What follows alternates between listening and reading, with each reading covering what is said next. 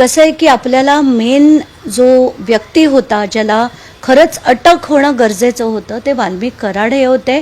आणि माझ्या दोन मागण्या होत्या, एक म्हणजे वाल्मिक कराड यांची अटक आणि धनंजय मुंडे यांचा राजीनामा. तर तो घ्यायला बरेच जण आता मुख्यमंत्र्यांकडे काल गेले असं मला जेव्हा कळलं आणि त्याच्यावर निर्णय होण्याची शक्यता आहे.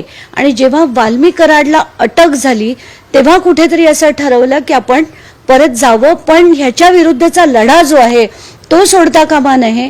म्हणून काल सकाळपासून मी जेव्हा आधी महाजेनकोमध्ये होते तिथून मी जे डिटेल्स आणलेत ते इतके भयानक आहेत की त्याच्यावर काम करून हे जे त्यांची जी मेन ताकद आहे, जो पैसा त्यांच्याकडे अफाट प्रमाणात येतोय आणि अनधिकृतपणे येतोय, त्याच्यावर घाला घालण्याची गरज आहे.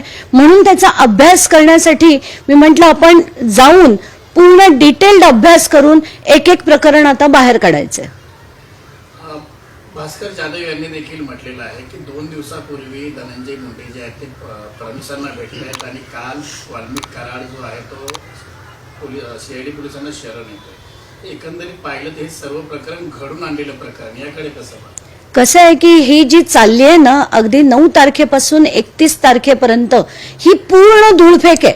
ही जर खरी असती तर पोलिसांना एखादा व्यक्ती मिळत नाही हे शक्यच नाहीये.